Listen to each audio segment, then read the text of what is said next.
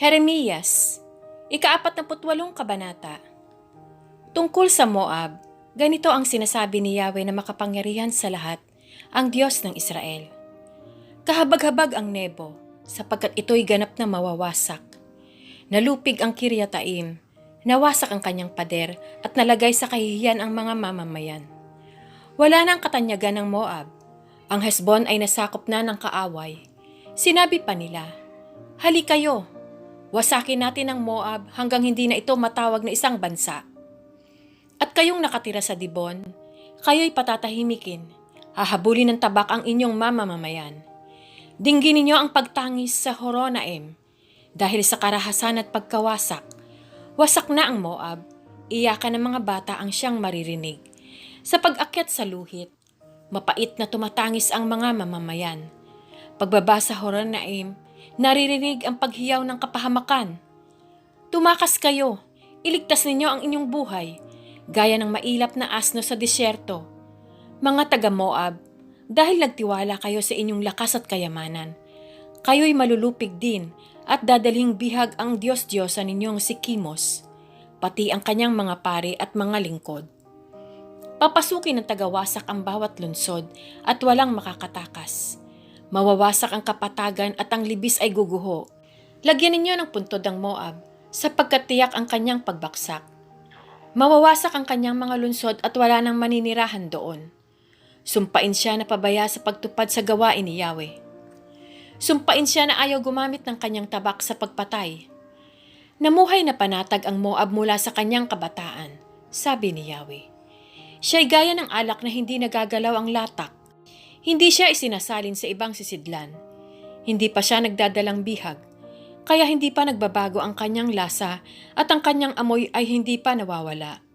Kaya tiyak na darating ang panahon na magsusugo ako ng mga lalaking magtutumba sa mga sisidlan. Itatapon nila ang laman nito at saka babasagin hanggang sa madurog. At ikakahiya ng mga taga-Moab si Kimos na kanilang Diyos-Diyosan. Katulad ng Bethel, ang Diyos-Diyos ang ikinahiya ng Israel matapos niyang pagtiwalaan. Kayong mga lalaki sa Moab, paano ninyo masasabing kayo'y mga bayani at mga matatapang na mandirigma?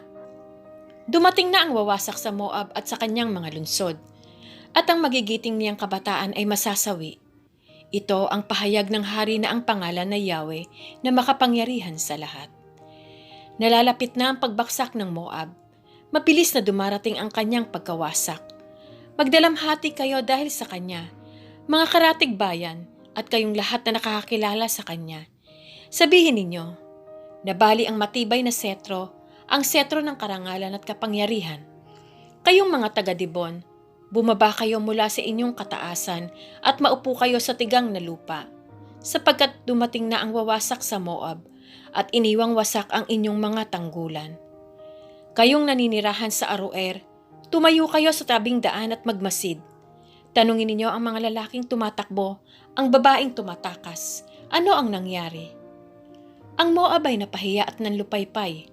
Humiyaw kayo at tumangis. Ipahayag ninyo hanggang sa ilog Arnon na winasak na ang Moab. At ang hatol ay dumating na sa mga lunsod sa mataas na kapatagan. Sa Hulon, sa Jasa, sa Mefaat, sa Dibon, sa Nebo, sa Bet Diblataim, sa Kiryataim, sa Bet Gamol, sa Bet Mion, sa Keriot, sa Buzra, at sa lahat ng lunsod ng Moab, malayo man o malapit. Baksak na ang kapangyarihan ng Moab, at siya'y mahina na ngayon, sabi ni Yahweh. Lasingin ninyo ang Moab, sabi ni Yahweh, sapagkat naghimaksik siya laban sa akin. Bayaan ninyong siya'y gumulong sa sariling suka at maging tampulan ng katatawanan. Hindi ba't pinagtawanan mo ang Israel? Itinuring mo sila na parang nahuling kasama ng mga magnanakaw at napapailing ka tuwing siya'y babanggitin mo. Iwan ninyo ang mga lunsod at doon kayo manirahan sa kabatuhan. Kayong taga-Moab, tumulad kayo sa kalapating nagpupugad sa gilid ng bangin. Nabalitaan na namin ang kapalaluan ng Moab. Napakayabang niya, mapangmata, palalo, hambog at mapagmataas. Akong si Yahweh ay hindi mapaglilihiman ng kanyang kataasan. Pawang kabulaanan ng kanyang sinasabi at ginagawa. Kaya nga, tatangisan ko ang Moab, iiyakan ko ang lahat ng taga-Moab. Magdadalamhati ako para sa mga taga-Kerheres. Tinangisan kita, o baging ng Sibma, nang higit sa pagtangis ko para sa Jazer. Ang mga sanga mo'y lumampas sa dagat at umabot hanggang sa Jazer. Dumaluhong ang maninira sa iyong mga bungang kahoy at ubasan ng panahon ng tag-araw. Napawi na ang kagalakan at kasayahan sa mabungang lupain ng Moab. Pinahinto ko na ang pag-agos ng alak sa pisaan ng alak. Wala nang pumipisa rito na may sigawan at katuwaan. Ang sigawan ngayon ay hindi na dahil sa kagalakan. Sumisigaw ang Hesbon at Eleale at ito'y umaabot hanggang sa Jahas. Abot ang kanilang tinig mula sa Zor hanggang Horonaim at Eglat Selisiya, sapagkat matutuyo rin pati ang mga tubig sa Nimrim. Papatigilin ko ang pag-aalay sa mga altar sa kaburulan at ang pagsusunog ng handog sa kanilang mga Diyos. Akong si Yahweh ang nagsabi nito. Kaya tumatangis ang aking puso dahil sa Moab, gaya ng tunog ng plauta. Tumatangis din akong parang plauta dahil sa mga taga-Kerheres. Wala na ang kayamanang pinagsumikapan nilang ipunin. Inahit ng mga lalaki ang kanilang buhok, gayon din ang kanilang balbas. Hiniwaan ang kanilang mga kamay at nagdamit sila ng damit panluksa, tanda ng pagdadalamhati.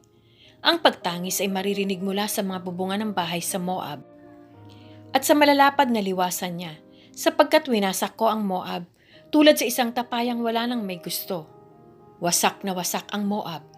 Sa laki ng kanyang kahihiyan, siya ay naging tampulan ng paghamak at panghihinayang ng lahat ng bansa. Ganito ang sabi ng Diyos. Darating ang isang bansang simbilis ng agila at lulukuban ng kanyang pakpak ang lupain ng Moab. Sasakupin ng mga bayan, babaksak ang lahat ng pader at sa araw na iyon, manghihina ang mga kawal ng Moab, gaya ng panghihina ng isang babaeng malapit ng manganak. Gayon mawawasak ang Moab at hindi na siya kikilalaning isang bansa, sapagkat naghimaksik siya laban sa Diyos. Nakaamba na sa Moab ang kapahamakan, ang hukay at ang bitag. Pagtakbo ng isang tao palayo sa kapahamakan, mahuhulog siya sa hukay. Kung siya'y umahon mula rito ay mahuhuli naman siya sa bitag. Lahat ng ito'y mangyayari sa Moab pagdating ng taon ng kanilang pagsusulit. Ito ang sinasabi ng Diyos. Magtatago sa Hesbon ang mga pagod na pugante. Ito ang lungsod na dating pinamahalaan ni Haring Sihon. Subalit lumaganap ang apoy mula sa palasyo. Nilamon ang bayan ng Moab at ang kabundukang pinagkukublihan ng mga taong mahilig sa pakikidigma. Kahabag-habag ka, Moab, wala na ang Diyos-Diyosan mong si Kimos at dinalang bihag ang iyong mga anak. Gayunman, pagdating ng araw, ibabalik ko sa dati ang kayamanan ng Moab. Ito ang hatol sa kanya, ang sabi ng Diyos. Ika-49 na kabanata. Tungkol naman sa mga Amonita, ganito ang sinasabi ng Diyos. Wala bang mga anak na lalaki si Israel? Wala ba siyang tagapagmana? Kung gayo'y bakit inagawa ng mga sumasamba kay Milcom si Gad at nanirahan sila sa mga lungsod nito? Kaya nga darating ang panahon na maririnig ng mga taga-Raba ang sigaw ng digmaan. Ang lungsod na ito'y iiwang wasak at susunugin ang mga nayon. At mababalik sa Israel ang lupaing inagaw sa kanya. Ito ang sabi ng Diyos. Tumangis kayo, mga taga-Hesbon, sapagkat wasak na ang Ai. Umiyak kayo, mga kababaihan ng Raba. Magsuot kayo ng damit panluksa at manangis kayo. Magpabalik-balik kayo na hinahampas ang sarili, sapagkat ang Diyos-Diyosan ninyong si Milcom ay dadalhing bihag, kasama ang kanyang mga pari at mga pinuno. Huwag ninyong ipagyabang ang inyong mga lakas, kayong walang pananalig. Nagtiwala kayo sa inyong mga kayamanan. Ang sabi ninyo, walang maaaring lumaban sa amin. Padadalhan ko kayo ng katatakutan. Kayo'y itataboy ng lahat ng nasa palibot ninyo. Bawat isa'y tutugisin at walang magtitipon sa mga pugante. Subalit pagkaraan nito, ibabalik kong muli ang kayamanan ng mga Amonita, ang sabi ng Diyos. Tungkol sa Edom, ito ang sabi ng Diyos na makapangyarihan sa lahat. Wala na bang masumpungang marunong sa Teman? Hindi na ba nagpapayo ang mga tagapayo doon? Napawi na ba ang kanilang karunungan? Mga taga-Dedan, tumakas kayo at magtago. Ipararanas ko sa inyo ang kapahamakang inabot ni Saul nang siya'y aking parusahan. Kung namimitas ng mga ubas, tiyak na may naiiwan. Kung sumasalakay sa gabi ang mga magnanakaw, kinukuha lamang nila ang magustuhan. Subalit inubos ko ang kayamanan ni Esau. Inilantad ko ang kanyang mga taguan, kaya wala na siyang mapagtataguan kahit saan. Nilipol na ang kanyang mga anak, mga kapatid, gayon din ang kanyang mga kapitbahay. Ako ang kakalinga sa inyong mga anak na naulila sa ama. Ang inyong mga babaeng balo ay makakaasa sa akin. Sapagkat sabi ng Diyos, kahit ang hindi nararapat parusahan ay paiinumin din sa baso ng kaparusahan. Kayo lamang ba ang hindi paparusahan? Hindi, dapat din kayong uminom. Isinumpa ko sa aking sarili na ang Bozra ay magiging katatakutan, isang disyerto, tampulan ng paghamak at gagamitin sa pagsumpa. Ang lahat ng nayon sa palibot nito ay mananatiling wasak habang panahon. Akong Diyos ang nagsabi nito. Narinig ko ang pahayag na ito ng Diyos. Pinapunta niya sa mga bansa ang isang sugo upang sabihin, magsama-sama kayo at salakayin siya. Humanda kayong makipagdigma. Ikaw ay gagawin niyang mahinang bansa, tampulan ng paghamak ng lahat. Dinaya kayo ng inyong kapalaluan at kataasan. Walang natatakot sa inyo tulad ng akala ninyo. Kayo na nakatira sa mga guwang ng kabatuhan at nagkukuta sa mataas na kaburulan. Ngunit gumawa man kayo ng inyong pugad sa dakong mataas, gaya ng agila, kayo'y aking ibababa. Ito ang salita ng Diyos. Sinabi pa ng Diyos, ang Edom ay magiging malagim na tanawin, mangingilabot at masisindak ang lahat ng magdaraan doon. Siya'y ibinaksak gaya ng Sodoma at Gomora at mga kalapit na bansa. Walang sinumang maninirahan doon. Masdan ninyo, tulad ng leong nanggagaling sa kagubatan ng Jordan at patungo sa luntiang pastulan, hahabulin ko ang mga taga-Edom at sila'y magtatakbuhan. Pamamahalaan sila ng sinumang pinunong aking pipiliin. Sino ang katulad ko? Sino ang aking kapantay? Sinong pinuno ang makakalaban sa akin? Kaya pakinggan ninyo ang buong layunin ng Diyos. Laban sa Edom at lahat ng kanyang balak, laban sa taga-Teman. Pati ang maliliit na bata ay kukunin at masisindak ang lahat. Sa tindi ng pagbaksak ng Edom ay mayayanig ang daigdig. Tatangis ang lupa at maririnig hanggang sa dagat na pula. Ang kaaway ay lulusob sa Bosra, parang isang agila na biglang mandaragit. Sa araw na iyon, matatakot ang mga kawal ng Edom tulad ng pagkatakot ng isang babaeng malapit ng manganak. Tungkol sa Damasco, ito naman ang sabi ng Diyos. Nagugulo ang Hamat at ang Arpad, sapagkat nakarinig sila ng masamang balita. Hindi sila mapalagay dahil sa pag-aalala. Sila'y tila nag-aalimpuyong dagat. Natakot ang Damasco at tumakas. Sinaklot siya ng pangamba, gaya ng pagdaramdam ng isang babaeng manganganak. Napakalungkot ngayon ng bayang dati puspos ng galak at awitan, ang dating masayang bayan. Kaya nga, mabubuwal sa kanyang lansangan ng mga binata at magiging malamig na bangkay ang lahat ng kanyang mandirigma sa araw na iyon. Tutupukin ko ang pader ng Damasco, maging ang mga palasyo ni Haring Ben-Hadad. Tungkol sa Kedar at sa mga kaharian ng Hazor na nasakop ni Hari Nebukadnesar ng Babylonia, ganito ang sabi ng Diyos.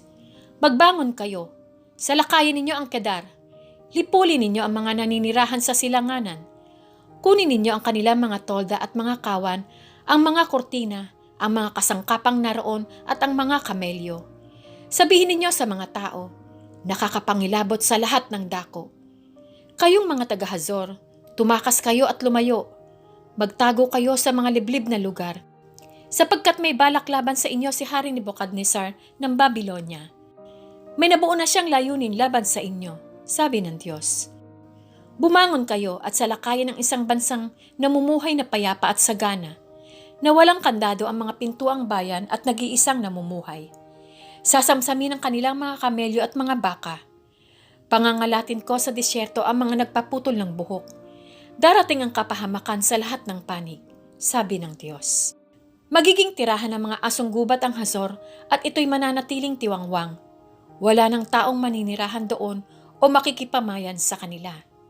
Tinanggap ni Propeta Jeremias ang pahayag ng Diyos tungkol sa Elam.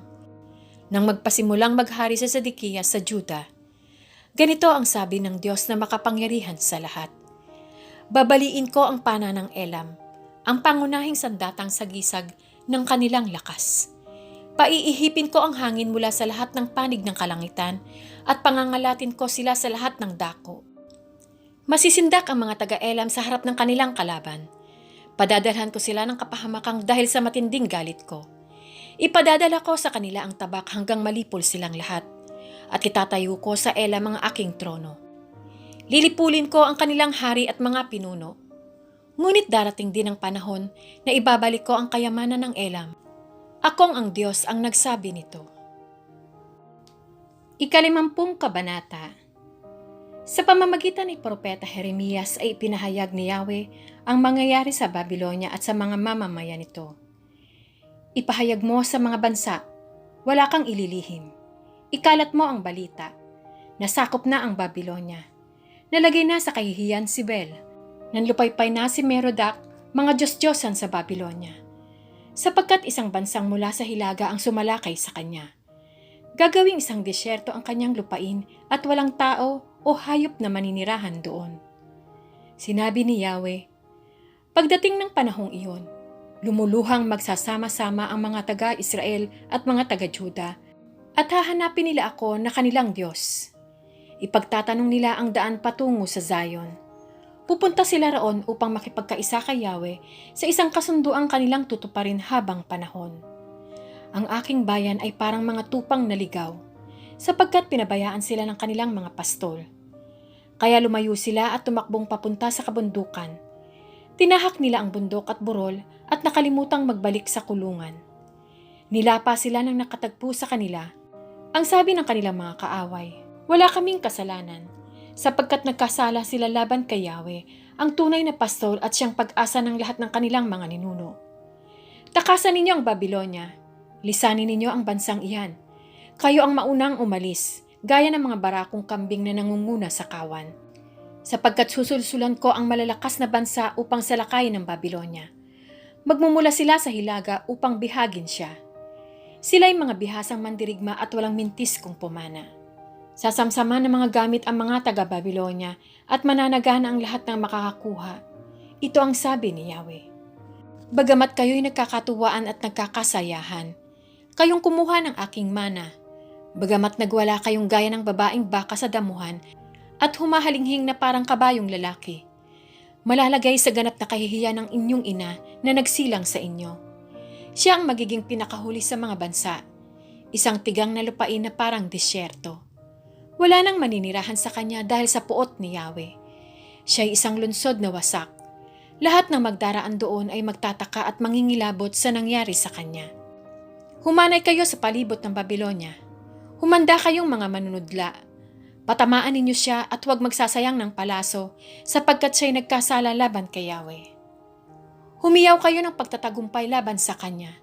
Siya'y sumuko na. Bumaksak na ang kanyang mga pader at nadurog. Ito ang ganti ni Yahweh. Maghiganti rin kayo sa kanya. Gawin ninyo sa kanya ang tulad ng kanyang ginawa. Pigilin ang bawat mga hasik sa Babylonia. Gayon din ang bawat mga aaning may dalang karit. Sa matinding takot sa tabak ng manlulupig, bawat isa'y tatakas at babalik sa sariling lupain. Ang Israel ay parang kawan ng tupa, hinahanap at hinahabol ng mga leon. Ang hari ng Assyria ang unang lumapa sa kanya, at ngayon, ang haring si Nebukadnezar ng Babylonia ang huling kumagat sa kanyang mga buto. Kaya nga ganito ang sinasabi ni Yahweh na makapangyarihan sa lahat, ang Diyos ng Israel. Paparusahan ko si Nebukadnezar, ang hari ng Babylonia at ang kanyang bayan, tulad ng pagpaparusa ko sa hari ng Assyria. Ibabalik ko ang Israel sa kanyang pastulan, at manginginain siya sa bundok ng Carmelo at sa kapatagan ng Bashan. Sa kaburulan ng Ephraim at Gilead ay mabubusog siya. Darating ang araw na lubusang mapapawi ang kasamaan ng Israel at ng Juda, sapagkat patatawarin ko ang nalabi na aking iniligtas. Ang sabi ni Yahweh, salakayin ninyo ang lupain ng Merateim, pati ang mga taga-Pekod, patayin at lipulin ninyo silang lahat. Gawin ninyo ang lahat ng iniuutos ko sa inyo. Narinig ko sa buong lupain ang ingay ng tigmaan at ang matinding pagwasak. Ang Babylonia ay kinatakutan sapagkat pinukpok niya at dinurog ang mga bansa. Ngunit ngayon, ang pamukpok na iyon ay putol na at sira. Nagimbal ang mga bansa sa nangyari sa kanya. Naghanda ka ng bitag para sa iyong sarili at ikaw ay nahulog, ngunit hindi mo alam. Natagpuan ka at nahuli, sapagkat lumaban ka kay Yahweh. Binuksan ni Yahweh ang taguan ng mga sandata at inilabas sa mga sandata dahil sa kanyang puot. Sapagkat may gagawin si Yahweh ang makapangyarihang Panginoon sa lupain ng Babylonia. Paligiran ninyo siya at salakayin. Buksan ninyo ang kanyang mga kamalig. Ibunton ang mga nasamsam. Lipulin ninyo sila at huwag magtitira kahit isa. Patayin ninyo ang lahat ng kanyang mandirigma. Kahabag-habag sila sapagkat dumating na ang araw, ang panahon ng pagpaparusa sa kanila. Naririnig ko ang yabag ng mga tumatakas mula sa lupain ng Babylonia upang ipahayag sa Zion ang paghihiganti ni Yahweh para sa kanyang templo. Sabi ni Yahweh, tawagin ninyo ang lahat ng mamamana upang salakayin ng Babylonia. Magkuta kayo sa palibot niya. Huwag ninyong pabayaang may makatakas. Gantihan ninyo siya ayon sa kanyang ginawa. Gawin sa kanya ang lahat ng kanyang ginawa, sapagkat buong pagmamalaki niyang sinuway si Yahweh, ang banal na Diyos ng Israel. Kaya nga mabubuwal sa kanyang mga lansangan ang mga kabataang lalaki. Lilipulin sa araw na iyon ang lahat ng kanyang mandirigma. Sabi ni Yahweh ang makapangyarihang Panginoon, ako'y laban sa iyo sapagkat ikaw ay palalo. Dumating na ang araw ng pagpaparusa sa iyo. Ang palalo'y madadapa at babaksak, at walang magbabangon sa kanya. Susunugin ko ang iyong mga lunsod at tutupukin nito ang lahat ng nasa palibot mo. Ganito ang sinabi ni Yahweh na makapangyarihan sa lahat.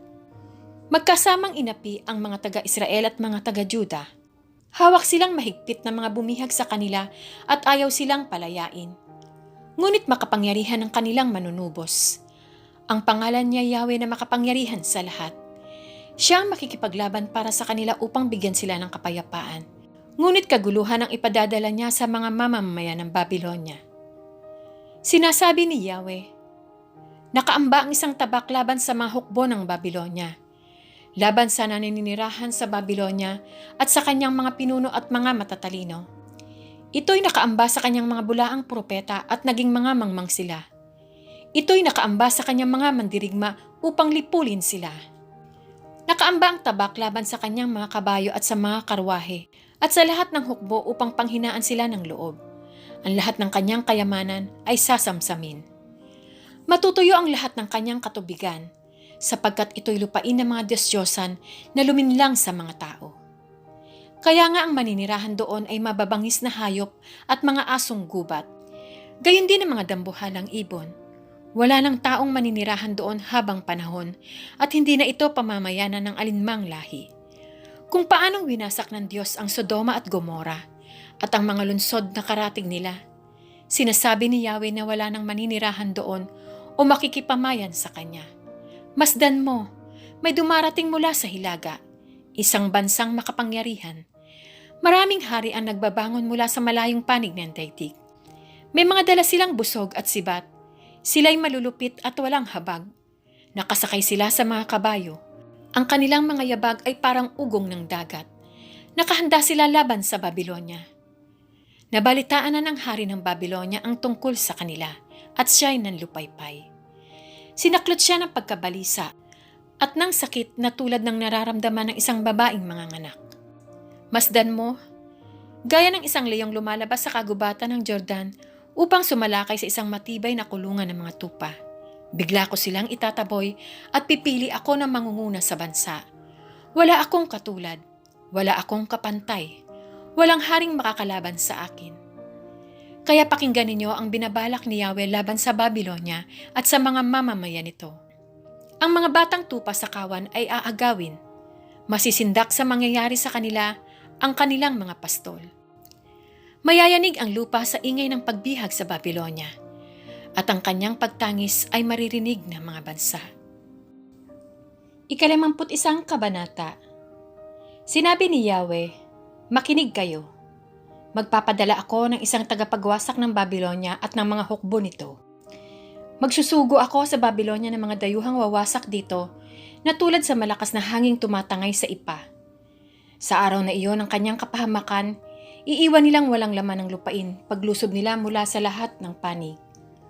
Huwag ninyong hayaang mahatak ng mamamana ang kanyang busog o maisuot ang kanyang kasuotang pandigma. Huwag ninyong paliligtasin ang sinuman sa mga binata. Lipulin ninyo ang lahat ng kawal. Bayaan ninyong mahandusay sila sa lansangan ng Babylonia, patay at mga sugatan sa gitna ng lansangan. Sapagkat ang Israel at ang Juda ay hindi pinabayaan ng kanilang Diyos na si Yahweh, ang makapangyarihan sa lahat. Subalit ang lupain nila ay puno ng kasalanan laban sa banal na Diyos ng Israel. Takasan ninyo ang Babylonia, iligtas ninyo ang inyong sarili, kung hindi makakasama kayo sa pagpaparusa sa kanyang kasalanan. Sapagkat ito'y panahon ng paghihiganti ni Yahweh at ipalalasap sa kanya ang ganap niyang kaparusahan. Ang Babylonia ay isang gintong kopa sa kamay ni Yahweh upang lasingin ang buong sanlibutan. Ininom ng mga bansa ang kanyang alak, kaya sila'y nalasing. Bigla ang pagbaksak at pagkasira ng Babylonia. Iyakan ninyo siya. Kumuha kayo ng panlunas para sa kanyang sugat, baka siya'y gumaling pa. Gagamutin sana namin ang Babylonia, ngunit huli na ang lahat. Iwan na natin siya at magsiuwian na tayo sa ating mga bayan, sapagkat abot na hanggang langit ang kanyang kapahamakan. Tayo'y pinawalang sala ni Yahweh. Halik kayo, ipahayag natin sa Zion ang ginawa ng ating Diyos. Ihasa ang mga pana, ihanda ang mga kalasag. Ginising ni Yahweh ang damdamin ng mga hari ng Media sapagkat balak niyang wasakin ang Babylonia. Bilang paghihiganti ni Yahweh dahil sa pagwasak sa kanyang templo. Itaas ninyo ang watawat laban sa mga kuta ng Babylonia. Higpitan ninyo ang pagbabantay. Magtakda kayo ng mga bantay. Humanda kayong sumalakay, sapagkat binalak at ginawa ni Yahweh ang sinabi niya tungkol sa Babylonia. Kayong naninirahan sa tabi ng maraming ilog na sagana sa kayamanan. Dumating na ang inyong wakas. Tiyak na ang inyong kasasapitan. Si Yahweh na makapangyarihan sa lahat ay sumumpa. Ang sabi niya, ang Babylonia ay ipasasalakay ko sa makapal na tao tulad ng mga umaataking balang. At isisigaw nila ang tagumpay laban sa iyo. Ang Diyos ang lumikha ng sanlibutan sa pamamagitan ng kanyang kapangyarihan. Inayos niya ang daigdig ayon sa kanyang karunungan. Iniladlad niya ang mga langit ayon sa kanyang kaunawaan. Sa dagundong ng kanyang tinig, umuugong ang tubig sa kalangitan. Pinaiilan lang niya ang mga hamog mula sa mga sulok ng sanlibutan. Pinakikislap niya ang mga kidlat sa gitna ng ulan at pinalalabas niya sa taguan ng mga hangin. Sa ganitong kalagayan ay magiging mangmang at walang kaalaman ng lahat ng tao. Bawat panday ay inilalagay sa kahihiyan ng nililok niyang Diyos-Diyosan, sapagkat hindi tunay na Diyos at walang buhay ang kanyang ginawa. Walang kabuluhan ng mga iyon at dapat sumpain, malilipol sila pagdating ng araw ng pagpaparusa sa kanila.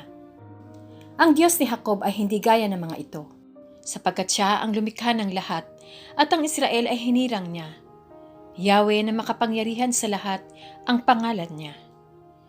Ikaw ang aking martilyo at sandatang pandigma. Sa pamamagitan mo'y dudurugin ko ang mga bansa. Sa pamamagitan mo'y ibabaksak ko ang mga kaharian. Sa pamamagitan mo'y aking wawasakin ang mga hukbong nakakabayo at ang mga hukbong nakakarwahe. Ang lalaki at ang babae, ang bata at ang matanda, ang binata at ang dalaga, ang pastol at ang kawan, ang magsasaka at ang katulong ng mga baka, ang mga tagapamahala at mga kinatawan. Paparusahan ko sa harap ninyo ang Babylonia at ang mga mamamayan nito dahil sa kasamaang ginawa niya sa Zion, sabi ni Yahweh. Ako'y galit sa iyo, ikaw na mapangwasak na bundok. Winasak mo ang buong sanlibutan, paparusahan kita. Gugulong kang pababa mula sa kabatuhan at gagawin kitang bundok na tinupok. Walang batong makukuha sa iyo upang gawing panulok o kaya'y pundasyon. Sa halip, mananatili kang wasak habang panahon. Itaas ninyo sa lupain ng isang bandila. Iparinig ninyo sa mga bansa ang pag-ihip ng trompeta. Pahandain ng mga bansa para digmain siya. Tawagin ang mga kaharian laban sa kanya. Ang Ararat, ang Mini at ang Asgenas. Pumili kayo ng mga pinuno laban sa kanya. Magpadala kayo ng mga kabayo na kasing dami ng mga uod na nagiging balang. Humanda sa paglaban sa kanya ang mga bansa, ang mga hari sa Medo, kasama ang kanilang mga pinunot kinatawan at ang bawat lupaing nasasakupan nila. Nanginginig at namimilipit sa sakit ang lupain, sapagkat hindi nagbabago ang pasya ni Yahweh laban sa Babylonia. Sisirain niya ang lupaing ito, wala nang maninirahan dito. Tumigil na sa pakikipaglaban ang mga mandirigma ng Babylonia at nanatili sa kanilang kuta. Sila'y pinanghinaan na ng loob na parang mga babae. Sinunog ang kanilang mga tahanan, nawasak na ang kanilang mga pintuan. Nagkakasalubong sa pagtakbo ang mga inutusan. Sinasalubong ng isang sugo ang kanyang kapwa sugo. Sasabihin nila sa hari ng Babylonia na nasakop na ang lahat ng panig ng kanyang lunsod. Naagaw ang mga tawiran, sinunog ang mga kuta, sindak na sindak ang mga kawal. Ang Babylonia ay parang giikang niyayapakan. Sandali na lamang at darating na ang panahon ng pag-ani sa kanya. Ang Jerusalem ay kinatay at nilamon ng Babylonia. Ginawa niya itong parang sisidlang walang laman, para siyang dambuhala at ako'y nilulun. Kinuha ang magustuhan at itinapon ng iba. Sabihin ninyong mga taga-Zion, mangyari sa Babylonia ang karahasang ginawa niya sa amin. Sabihin naman ninyong mga taga-Jerusalem, pananagutan niya ang paghihirap na tiniis namin. Kaya sinabi ni Yahweh sa Jerusalem, ipagtatanggol kita at ipaghihiganti. Tutuyuin ko ang kanyang dagat at bukal. Wawasakin ko ang Babylonia. Ito'y gagawing tirahan na lang ng mga asong gubat. Magiging isang katatakutan at tampulan ng paghamak. Wala na ring maninirahan doon. Sila'y uungal na parang mga leon. At dahil sila'y mga ganid, ipaghahanda ko sila ng isang handaan at lalasingin ko hanggang mawalan sila ng malay. Mahimbing sa pagtulog habang panahon at hindi na magising. Dadalhin ko silang gaya ng mga tupang patungo sa katayan at gaya rin ng mga lalaking tupa at barakong kambing. Nasakop ang Babylonia, naagaw ang lupaing hinahangaan ng buong sanlibutan. Nakakapangilabot tingnan ang kinasapitan niya. Tumaas ang tubig ng dagat at natabunan ang nangangalit na alon ng Babylonia. Kinatakutan ng kanyang mga lunsod. Natuyo ang kanyang lupain na parang desyerto. Ayaw panirahan o daanan man ng sinumang tao. Paparusahan ko si Bel, ang Diyos ng Babylonia, at dudukutin ko sa kanyang bibig ang mga nalulun niya. Hindi na siya pupuntahan ng mga bansa. Bumaksak na ang pader ng Babylonia. Bayan ko, lisanin ninyo siya. Iligtas ng bawat isa ang kanyang sarili mula sa matinding galit ni Yahweh. Huwag manghina ang inyong loob at huwag kayong matakot sa balitang kumakalat sa lupain. May mapapabalita sa loob ng 1 taon, iba't iba bawat taon. Balita tungkol sa karahasan o mga pinuno laban sa pinuno. Kaya darating ang panahon, napaparusahan ko ang mga Diyos-Diyosa ng Babylonia. Mapapahiya ang buong lupaing ito at mapapatay ang lahat ng mamamayan niya. Kung magkagayon, ang langit at ang lupa at lahat ng naroroon ay aawit sa kagalakan dahil sa Babylonia, sapagkat sasalakayin siya ng mga tagawasak mula sa hilaga.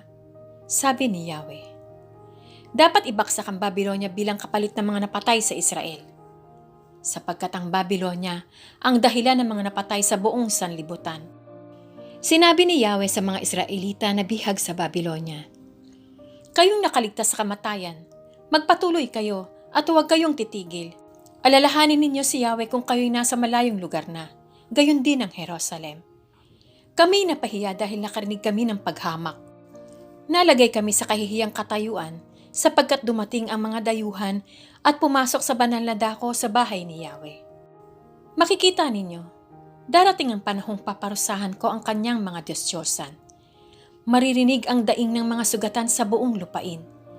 Kahit na maabot ng Babylonia ang langit, kahit tibayan niya ang kanyang kuta, darating pa rin ang wawasak sa kanya.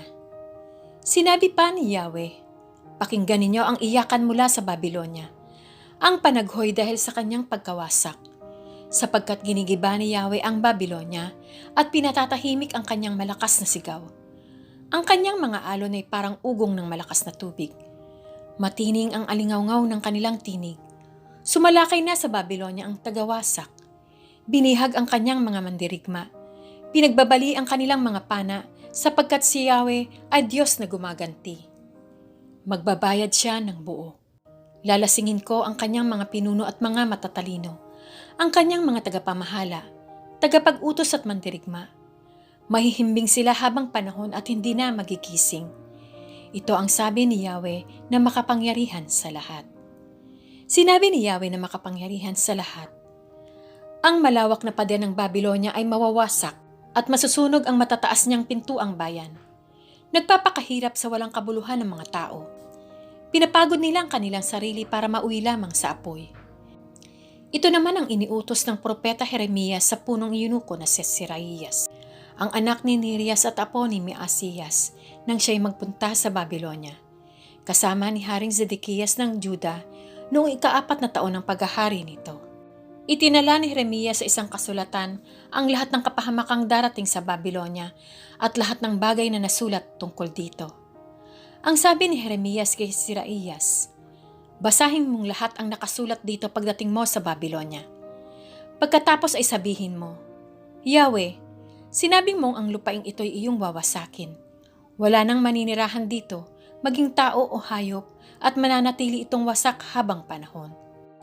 Pagkabasa mo sa kasulatang ito, itali mo ito sa isang bato at ihagis sa gitna ng ilog Euphrates, sabay ang pagsasabing, "Gayon lulubog ang Babilonya at hindi nalilitaw dahil sa parusang ipadadala ko sa kanya." Hanggang dito ang mga pahayag na natipon ni Jeremias. Ika-52 kabanata. Si Zedekias ay 21 taong gulang na maging hari sa Juda at 11 taong naghari sa Jerusalem. Ang kanyang inay si Hamutal, anak ni Jeremias ng Libna. Tulad ng masamang ginawa ni Jehoiakim, ginawa rin niya ang mga bagay na hindi kalugod-lugod kay Yahweh. Nagalit si Yahweh sa Jerusalem at sa Juda, kaya sila'y itinakwil niya. At si Zedekias ay naghimaksik laban sa hari ng Babilonya. Nung ika-9 na taon ng kanyang paghahari, ika-10 araw na ika-10 buwan, sumalakay sa Jerusalem ang buong hukbo ni Haring Nebukadnezar ng Babilonya. Kinubkob nila iyon at nagtayo sila ng mga toreng bantayan sa palibot. Ang pagkubkob ay tumagal hanggang sa ika-11 taon ng paghahari ni Zedekias. Noong ika-9 na araw ng ika-4 na buwan ng taong iyon, nagkaroon ng matinding tagutom sa lungsod. Walang makain ang mga mamamayan. Nang makita ito ni Haring Zedekias, gumawa sila ng butas sa pader ng lungsod at tumakas ng gabing iyon kasama ang mga sundalo. Dumaan sila sa pintuang bayan sa pagitan ng 2 pader, malapit sa hardin ng hari. Nakatakas sila patungong Araba kahit napapaligiran mga hukbo ng Babilonya ang buong lungsod. Ngunit hinabol ng hukbo ng Babilonya ang hari at inabutan si Zedekias sa kapatagan ng Jericho. Nagkawatak-watak ang kanyang mga kasama at iniwan siya. Binihag ang hari at dinala sa hari ng Babilonya na nooy nasa Ribla, sa lupain ng Hamat. Doon siya hinatulan. Pinatay ng hari ng Babilonya ang mga anak na lalaki ni Zedekias sa harapan niya. Pinatay rin sa Ribla ang lahat ng pinuno ng Juda. Pagkatapos, dinukit ng hari ang mga mata ni Zedekias. Ginapos, dinala sa Babilonya at ibinilanggo hanggang sa araw ng kanyang kamatayan. Noong ika-10 araw ng ika-5 buwan, ng ika-19 na taon ng paghahari ni Nebukadnezar sa Babilonya, si Nebuzaradan, kapitan ng mga bantay ng hari, ay nagpunta sa Jerusalem. Sinunog niya ang templo ni Yahweh, ang palasyo ng hari at lahat ng mga bahay doon, pati ang mga tahanan ng mga kilalang tao. Ang pader sa palibot ng Jerusalem ay iginuho ng mga sundalo ng Babilonya sa pangunguna ng kapitan ng mga bantay. Binihag ni Nebuzaradan ang mga taong nalabi sa lungsod, ang mga tumakas patungo sa hari ng Babilonya at ang mga nalabi sa mga manggagawa. Subalit iniwan niya ang ilan sa pinakamahihirap sa lupain upang magtrabaho sa mga ubasan at bukirin. Sinira nilang lahat ang mga haliging tanso sa templo ni Yahweh, pati ang tuntungan at ang malaking lalagyan ng tubig na tinatawag na dagat-dagatang tanso, at dinala nila sa Babilonya ang mga tinunaw na tanso. Kinuha rin nila ang mga palayok, pala, gunting, mangkok, kutsara at lahat ng sisidlang tanso na gamit sa paglilingkod sa templo. Kinuha rin ng kapitan ng mga bantay ang mga kopa, apuyan, mangkok, palayok, kandelero, kutsara at tasang yari sa ginto at pilak. Hindi na makayang timbangin ang tanso ng 2 haligi, ng dagat-dagatang nasa ilalim ng tungtungan at ng 12 hugis bakang tungtungan. Ang mga ito'y ipinagawa ni Haring Solomon para sa bahay ni Yahweh. Ang isa sa mga haligi 8 metro ang taas at 5.25 metro ang bilog. Walang laman ang loob nito, ngunit 4 na daliri ang kapal ng tanso niyon. Ito'y may kapitel na tanso rin, 2.25 metro ang taas, may palamuti itong parang lambat at mga prutas na granada sa palibot. Ang lahat ng ito yari sa tanso. Ang isa pang haligi na may mga palamutiring granada ay kahawig ng unang haligi. May 76 na lahat ang palamuting granada na nakikita, ngunit 100 lahat ang nagawa na makikita sa buong palibot. Kinuha ng kapitan ng mga bantay ang punong paring si Seraías at si Sepanias ang pangalawang pari, pati ang 3 pinuno sa templo. Kumuha rin siya sa lungsod ng isang pinuno ng mamamahala sa mga mandirigma. 7 lalaki sa konseho ng hari nang naroon pa sa lungsod. 1 kalihim ng kapitan at siyang nagsasanay sa mga tao para sa pakikidigma, at may 60 lalaking naroroon pa rin. Sila'y dinala ni Nebuzaradan sa harapan ng hari ng Babylonia sa Ribla na nasa lupain ng Hamat. Sila'y ipinahampas ng hari ng Babylonia saka ipinapatay. Gayon naging bihag at inalis sa sariling lupain ang taga-Juda. Ito ang bilang ng mga taga-Juda na dinalang bihag sa Babylonia ni Nebuchadnezzar. Noong ika-7 taon ng kanyang paghahari, 3,023. Noong ika-18 taon ng kanyang paghahari, 832 mula sa Jerusalem. Noong ika-23 taon ng kanyang paghahari, 745 na dinalang bihag ni Nebuzaradan. Lahat-lahat ay 4,600 katao. Noong ika-25 araw ng ika-12 buwan, ng ika-37 taon ng pagkakabihag ni Haring Jehoiakim ng Juda, pumalit na hari sa Babylonia si Evil-Merodach.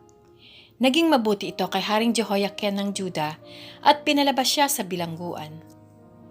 Pinakitaan ng kagandahang loob at binigyan pa ng katungkulang mas mataas kaysa mga haring kasama niya sa Babylonia. Kaya't hinubad na ni Jehoiakim ang kanyang damit bilanggo at namuhay sa kalinga ng hari sa natirang mga taon ng kanyang buhay. Araw-araw ang kanyang pangangailangan ay binibigay ng hari ng Babylonia, habang siya'y nabubuhay hanggang sa araw ng kanyang kamatayan.